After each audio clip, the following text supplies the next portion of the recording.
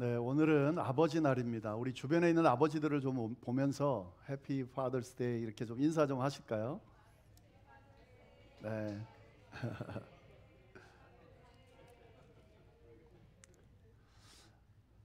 네, 미국에서는 이 아버지 날이 따로 있죠. 예, 어머니 날처럼 막 대대적으로 화려하게 그렇게 지켜지진 않지만 그래도 아버지 날이 있고 또 이 아버지 날을 통해서 아버지의 존재 또 의미에 대해서 다시 한번 생각해 보는 그런 귀한 날입니다. 이 어머니의 사랑은 뭐 설명할 필요가 없죠. 이렇게 따뜻하고 굉장히 이렇게 표현이 잘 되는 그런 사랑인데 사실 아버지의 사랑은 좀 그렇지 못한 면이 있습니다. 때로는 표현이 좀 적고 너무 조용하게 표가 나지 않기 때문에 이 아버지의 사랑이 어머니의 사랑에 비해서 좀 무시되는 그런 어떤 간과되는 그런 경향이 좀 있는 것 같습니다. 그러나 우리가 다 알고 있는 사실은 이 아버지의 사랑도 결코 작지 않다는 것을 우리는 다 알고 있습니다.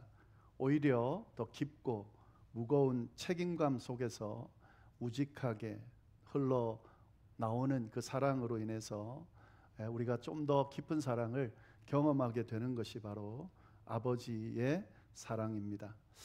네, 오늘 이 아버지 날을 맞아서 이런 사랑을 자녀들에게 쭉 베풀어 주신 모든 아버지들께 감사의 마음을 전하면서 하나님께서 이 아버지들에게 위로와 평안으로 가득 채워 주시기를 간절히 바랍니다.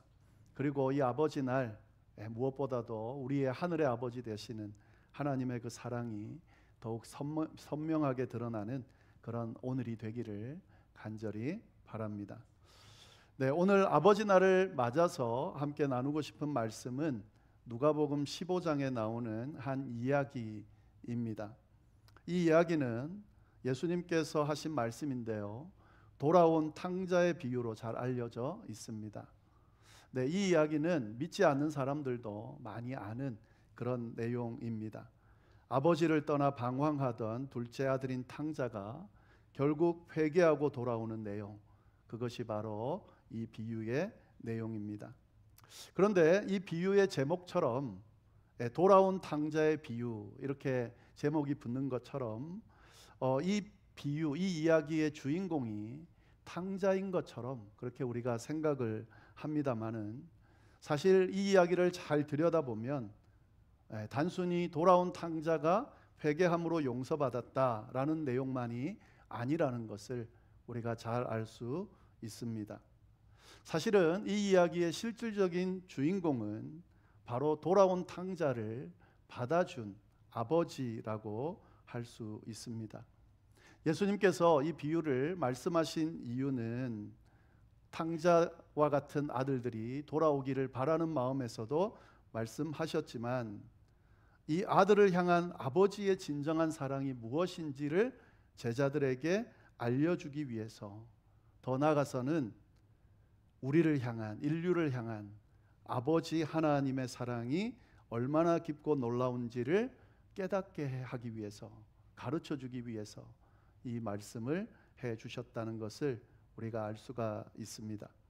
그래서 오늘 말씀을 우리가 나누면서 돌아온 탕자보다는 그 탕자를 받아준 아버지의 사랑, 그 사랑에 대해서 이 말씀을 가지고 함께 나누도록 하겠습니다. 뭐 잘 아시겠지만 그래도 간단하게 설명을 드리면 본문의 내용은 대략 이렇습니다. 두 아들을 가진 아버지가 있는데 그 아들들 중에 둘째 아들이 아버지의 유산을 미리 요구해서 그 집을 떠나는 그런 내용입니다. 근데 여기서 우리가 잘 알아야 되는 것은요, 뭐 언제고 줄 유산을 이 둘째 아들이 미리 받아서 독립했구나, 뭐 이렇게 생각할 수 있지만 사실은 이 안에는 굉장한 의미가 담겨져 있습니다. 이 당시 유대 문화에서 이 유산을 넘겨주는 그런 경우는 딱 한 가지 경우밖에 없습니다. 그것은 뭐냐면 아버지가 죽었을 때입니다. 그때만 유산이 넘겨지게 됩니다. 그런데 아버지가 죽지도 않았는데도 불구하고 지금 유산을 요구한다라고 하는 것은 벌써 이 이야기 안에 이 아들이 지금 말도 안 되는 요구를 하고 있다는 것을 우리가 볼 수가 있습니다. 단순히 자기 몫을 받아서 독립하는 정도가 아니라 이것은 아버지와의 관계를 단절하겠다라고 하는, 더 이상 아버지를 보지 않겠다라고 하는 그런 의미가 이 안에 들어 있는 겁니다. 둘째 아들이 유산을 주십시오라고 하고 그 유산을 가지고 떠났다라고 하는 것은 아버지와의 관계를 끊고 이제 아버지에 매이지 않고 마음껏 살아가려고 했고 그렇게 살아갔다라는 의미와 같다는 거죠. 그런데 그렇게 하고 그는 어떻게 살았는가? 잘 살아야 되는데 그러지를 못했습니다. 아버지를 떠난 그는 허랑방탕한 생활을 했습니다. 그러니까 아버지께 받은 모든 것을, 모든 재산을 다 잃어버리고요, 거의 죽게 되는 그런 지경까지 이르게 됩니다. 아버지와의 관계를 끊고 아버지 유산을 그렇게 받아갔으면 잘 살아야 되는데 그러지 못했다라고 하는 거죠. 그리고 그냥 못 사는 정도가 아니라 굶어 죽게 되는 그런 지경까지 가게 됐다는 거죠. 네. 그런데 이렇게 끝나지 않고 이야기는 계속 이어집니다. 그렇게 굶어 죽게 됐을 그때에 아버지를 떠올리게 되고 아버지의 집을 떠올리면서 아버지에게로 다시 돌아오게 됩니다. 그리고 그 아들을 아버지가 어떻게 대하는지가 오늘 본문의 이야기입니다. 자신을 버리고 떠난 아들을, 넘겨준 재산을 다 탕진한 아들을, 그리고 무슨 낯짝으로 오는지 모르겠지만 결국 자신에게 돌아오는 그 아들을 아버지가 어떻게 대하고 있는가 하는 거죠. 결론은 아주 기쁘게 환영하면서 받아주고 있다 하는 거죠. 탕자임에도 불구하고 그것을 그대로 품어주는 이 아버지의 사랑이 오늘 본문을 통해 드러나는 아버지의 사랑입니다. 이 사랑에 대해서 오늘 함께 좀 나눠보도록 하겠습니다. 그런데 이 아버지의 사랑, 이 본문 안에 있는 아버지의 사랑은 여러 가지로 표현될 수 있습니다. 그래서 이 짧은 시간에 다 할 수는 없고요, 특별히 아버지의 사랑 중에서 기다림을 통해 보여준 사랑에 대해서만 함께 나누도록 하겠습니다. 오늘 본문을 보면 이 아버지의 기다림을 통해 드러나는 사랑이 아주 돋보인다는 것을 우리가 알 수가 있습니다. 다 같은 사랑이지만 기다림을 통해 보여주는 사랑이 뭔가, 그 내용을 함께 보겠습니다. 20절 말씀을 보시면은요, 이런 말씀이 있습니다. 이제 아들이 아버지께로 돌아왔다는 거죠. 이에 일어나서 아버지께로 돌아가니라. 그리고 난 뒤에 뭐라고 돼 있냐면, 아직도 거리가 먼데 아버지가 그를 보고 측은히 여겨 달려가 목을 안고 입을 맞추었다. 오늘 이 20절을 가지고 말씀을 좀 나눌 텐데, 이 안에는 엄청난 사랑의 모습이 담겨져 있습니다. 특별히 기다림을 통해 드러난 사랑의 모습이 담겨져 있습니다.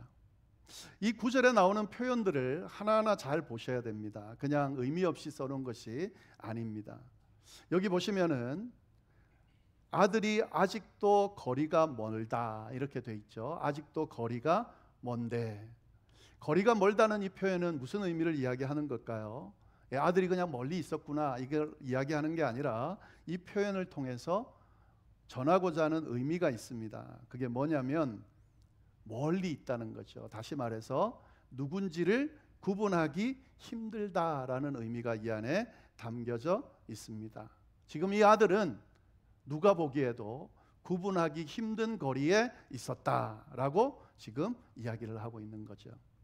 자, 그런데 누구인지를 구분하기 힘든 아직도 거리가 먼 그곳에 있는 아들을, 그 다음에 뭐라고 되어 있냐면 아버지가 그를 봤다라고 이야기하고 있습니다. 구분하기 힘든 저 먼 거리에 있는 아들을 아버지가 봤다는 거죠. 알아챘다는 거죠. 그리고 뭐라 그랬습니까? 측은히 여겨서 달려가 목을 안고 입을 맞췄다 하는 거죠. 제가 너무 당연한 이야기를 하고 있는 것 같지만 사실은 당연하지가 않습니다. 아버지니까 당연히 멀리 있어도 알아봤겠지 이렇게 생각할 수 있겠지만 사실은 더 깊은 의미가 이 안에 담겨져 있습니다. 멀리 있는데 아들이니까 당연히 부모는 알아볼 거야. 당연하죠. 그런데 이게 그냥 일상 가운데 일어나는 일이라면 사실 쉬운 일이 아닙니다. 아무리 부모라도 그냥 저 멀리서 누군지 얼굴도 알아보지 못하는 그런 아들이 등장했다고 해서 그걸 아들이다라고 알아볼 수는 없는 거죠.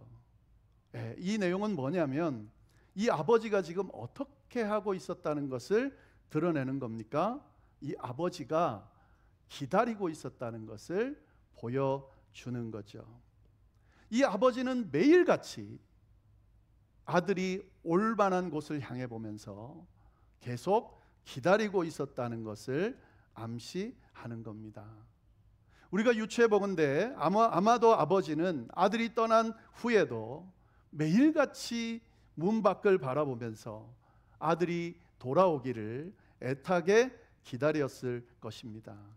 애타게 기다리면서 바라봤기 때문에 아들인지를 알아봤다라고 하는 거죠. 기다렸기 때문에 알아챈 거예요.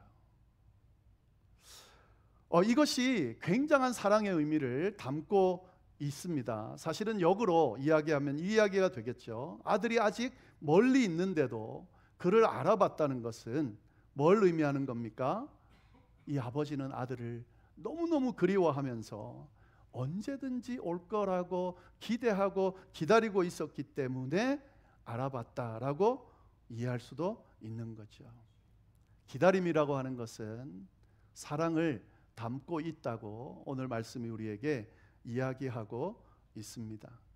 그래서 오늘 본문은요, 아버지의 사랑인데 어떤 사랑이냐면 기다림을 통해 드러내주는 사랑이다라고 우리가 이해할 수 있겠습니다. 그래서 오늘 말씀을 아버지의 기다림 안에 담겨 있는 사랑이라는 주제로 다시 말씀을 좀 더 깊이 들여다보도록 하겠습니다. 이 기다림 안에 담겨 있는 아버지의 사랑이 도대체 어떤 사랑인가?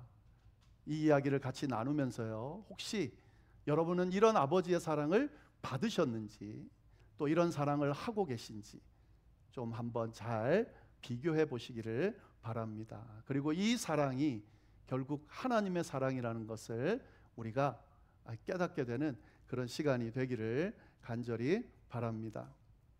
자, 이 아버지의 기다림 안에 담겨 있는 사랑 세 가지로 좀 말씀드리고 싶은데, 이 아버지의 기다림 안에 담겨 있는 첫 번째 사랑은 뭐냐면 믿음을 동반한 사랑이라는 것을 알 수 있습니다. 이 아버지가 아들을 기다렸다라고 하는 것, 그건 어떤 마음이 있었다는 거예요? 이 아들은 반드시 돌아온다라는 믿음을 가지고 있다는 것을 의미하는 겁니다.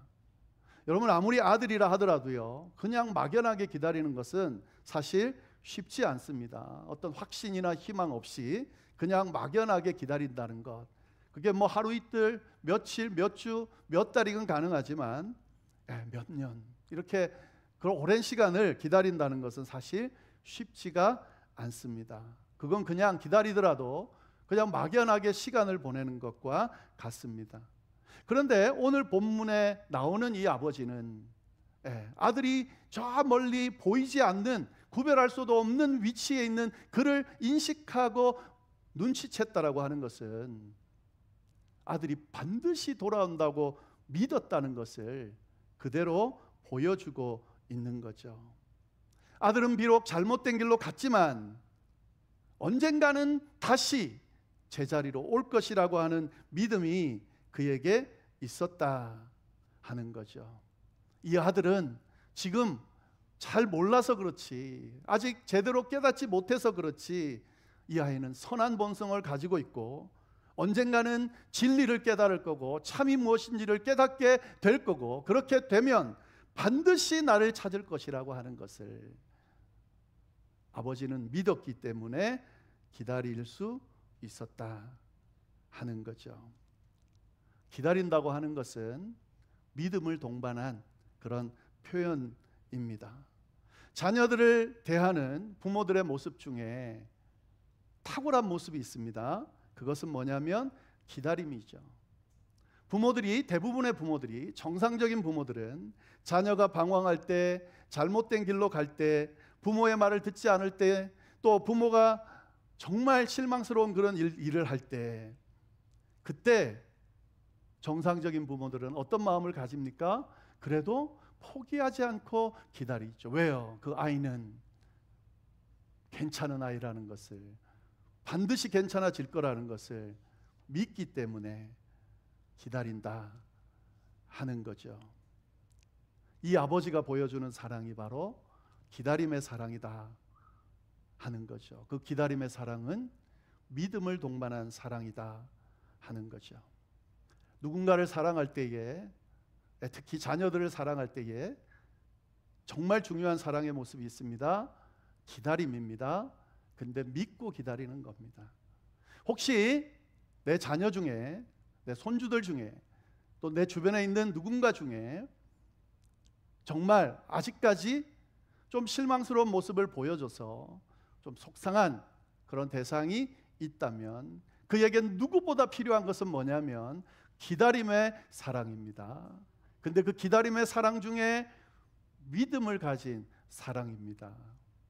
이 아이는 하나님께서 반드시 지킬 거다, 돌볼 거다, 이끄실 거다, 바꾸실 거다, 회복시킬 거다 라고 믿고 부모가 기다리고 있으면 하나님이 절대로 외면하지 않을 겁니다. 반드시 그 믿음대로 이끌어 주실 겁니다. 이게 이제 오늘 보여주는 아버지의 기다림 가운데 드러나는 사랑이고요. 두 번째, 이 아버지의 기다림 안에 담겨 있는 사랑은 뭐냐면 희생을 동반한 사랑입니다. 그냥 아버지니까 기다렸구나 우리가 이렇게 생각할 수 있는데요, 사실은 엄청난 희생이 이 안에는 담겨져 있습니다. 이 기다림이라고 하는 것은 결코 쉬운 일이 아니죠. 고통이 동반되어지죠. 아들이 떠나고 난 뒤에 이 아버지의 마음을 한번 우리가 생각을 해보면요, 정말 힘들었을 것 같아요. 분노도 있었을 거고 실망감도 있었을 거고, 어떻게 나를 이렇게 대할 수가 있지? 나와 어떻게 관계를 끊을 수 있지? 또 저 어떻게 저렇게 행동할 수 있지? 분명히 인간이기 때문에 아무리 아들이어도 화가 났을 거고 실망하는 마음이 생겼을 겁니다. 서운한 감정이 생겼을 겁니다. 그리고 아들이 떠나서 돌아오지 않을 때에 아주 상실감도 생겼을 겁니다. 그리고 허무함도 생겼을 겁니다. 그러니까 사실은 하루하루 기다리는 이 시간들은 이 아버지에게 있어서는 정말 힘든 시간이었을 겁니다. 아마 가장 힘든 것은 아들이 어떻게 됐을까 염려하는 시간이었을 거고, 또 혹시 나 때문에 저렇게 된 건 아닌가라고 하는 자책이 있었을 겁니다. 그런데도 불구하고 이 아버지는 어떻게 했다고요? 기다렸다고요. 이것이 바로 아버지의 사랑이에요. 희생을 감수하는, 그 시간이 쉽지 않은 시간임에도 불구하고 아들을 포기할 수 없기 때문에 끝까지 그 상황들을 이겨내는 그 사랑이 바로 이 아버지가 보여주는 기다림의 사랑이었다 하는 거죠. 사랑을 갖고 있으면 희생을 감수하게 돼 있습니다. 희생을 감수하면서 인내할 수 있게 됩니다. 고린도전서 13장이 사랑장이죠. 4절에 보면 사랑은 뭐다라고 하는데 제일 먼저 뭐라고 그랬냐면 오래 참는다라고 했습니다. 그 이유가 여기에 있습니다. 희생이 주어지더라도 절대로 외면하지 않고 끝까지 참아내는 것, 그것이 바로 사랑이라는 거죠. 오늘 이 아버지가 보여주는 기다림의 사랑 안에 담겨있는 사랑의 의미입니다. 근데 이 희생을 하면서 그냥 희생하지는 않았을 것 같아요. 어떻게 희생했을까요? 기도함으로 희생했겠죠. 기도하는 수고를 아끼지 않았을 거라는 생각이 듭니다. 이 아버지가 아들이 올 그 방향을 바라보면서 계속해서 서서 뭐 했을까요? 신이 계시다면 안 믿는 사람이라도 저 아들을 제게 보내주십시오 기도하지 않았을까요? 그죠? 믿는 자라면 살아계신 하나님 앞에 하나님 저 아이를 내게 돌려주십시오 라고 기도했을 겁니다. 기도하는 수고를, 기도하는 희생을 아끼지 않는 사랑이 바로 이 아버지가 보여준 사랑이다 하는 거죠. 우리가 만약에 자녀들을 또 주변에 있는 누군가를 사랑하게 될 때 이 사랑이 필요합니다. 희생을 아끼지 않는 사랑, 기다려줄 줄 아는 사랑, 인내할 줄 아는 사랑, 그리고 살아계신 하나님 앞에 기도함으로 그의 바뀔 그 시간들을 기대하면서 믿고 기도할 수 있는 사랑, 그런 사랑이 필요합니다. 이런 사랑을 하실 수 있기를, 또 이런 사랑을 하나님으로부터 충분히 받으실 수 있기를 간절히 바랍니다. 세 번째, 이 기다림 안에 담겨 있는 이 아버지의 사랑은 뭐냐면 변하지 않는 사랑, 그것을 보여줬다 하는 거죠. 이 기다린다는 게 쉽지 않은 게요, 마음이 변해버리면 못 기다립니다. 뭔가를 기다리는데 그 마음이 중간에 혹 바뀌면 기다릴 수 없죠. 이 아버지의 기다림에서 우리가 발견할 수 있는 것은요, 이 아버지는 언제까지 기다렸습니까? 아들이 올 때까지 기다렸습니다. 이건 뭘 의미하는 겁니까? 그 사랑이 변하지 않았다는 거죠. 변하지 않는 사랑을 담고 있는 사랑이 바로 이 아버지의 기다림의 사랑이라는 거죠. 마음이 식으면 포기하게 돼 있죠. 실망이 크면 등을 돌리게 돼 있죠. 그러나 변하지 않는 사랑은 절대로 등 돌리지 않습니다. 실망하지 않습니다. 포기하지 않습니다. 아버지의 전 재산을 낭비하고 아버지의 마음을 아프게 하고 가문의 명예를 실추시켰다 할지라도 이 아버지는 그 아들을 향한 사랑을 바꾸지 않았습니다. 그가 뭘 했든지 간에, 누가 뭐라고 하든지 간에 이 아버지는 여전히 그 자리에 서서 변하지 않는 사랑으로 이 아들을 기다려 줬다 하는 거죠. 아들이 성공했기 때문에 사랑하고 성공하지 않았기 때문에 사랑하는 것이 아니라 아들이기 때문에 변하지 않는 사랑으로 베푼 그 사랑이 바로 오늘 이 본문에 나오는 아버지, 기다리며 보여준 아버지의 사랑이었다라고 하는 사실입니다. 이것이 바로 이 오늘 본문에 나오는 아버지의 기다림을 통해 드러내주는 그런 사랑입니다. 믿음의 사랑, 그리고 반드시 돌아올 거라고 하는 확신을 가지고 희생하는 사랑, 그리고 변하지 않는 그 사랑이 바로 이 본문이 보여주는 아버지의 사랑이라는 거죠. 이 사랑을 예수님이 왜 이야기하셨을까요? 이런 아버지가 되라고 이야기하신 것일 수도 있지만 사실은 이 사랑이 이야말로 하나님 아버지께서 우리에게 베풀어 주신 사랑이라는 것을 그대로 지금 말씀하고 계신 거죠. 우리 그리스도인들이 믿는 하나님은 바로 이런 아버지입니다.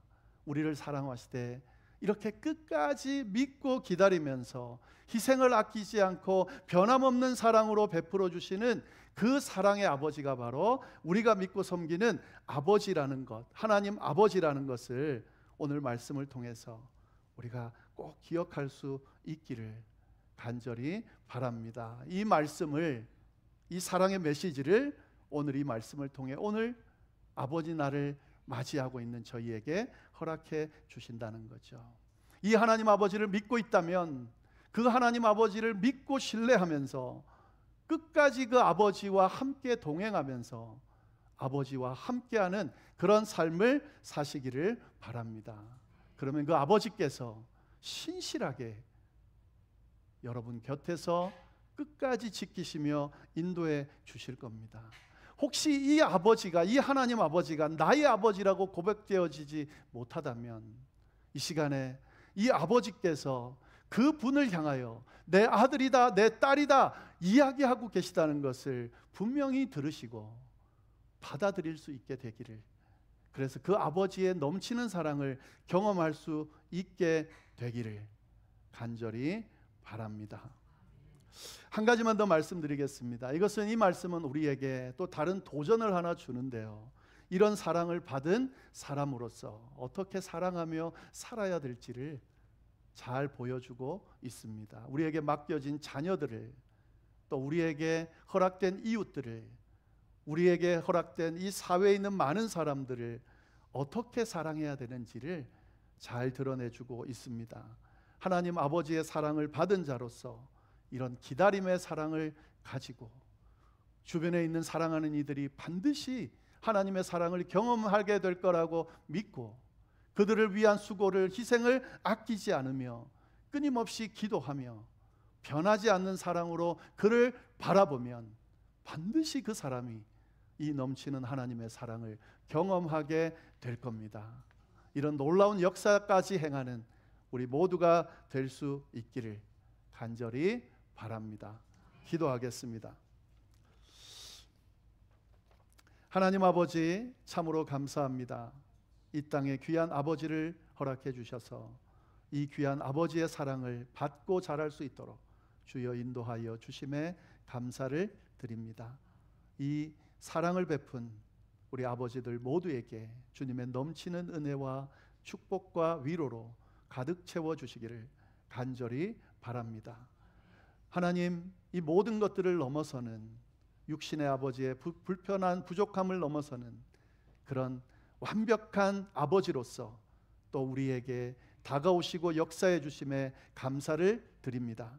살아계신 이 아버지를 나의 아버지로 모시고 완벽하게 베푸시는 이 사랑 가운데 거하면서 그 주님의 사랑 안에서 살아가는 우리의 복된 삶이 될 수 있도록 주여 역사하여 주옵소서. 혹시 이 자리에 이 하나님을 나의 아버지로 아직도 고백하지 못한 분이 있다면 주여 찾아가 주셔서 이미 아들로 딸로 인쳐주심을 깨닫게 하시고 믿고 받아들임으로 이 넘치는 아버지의 사랑을 경험하며 살아갈 수 있게 되도록 주여 역사하여 주옵소서. 감사하며 모든 말씀을 예수님의 이름으로 기도드립니다.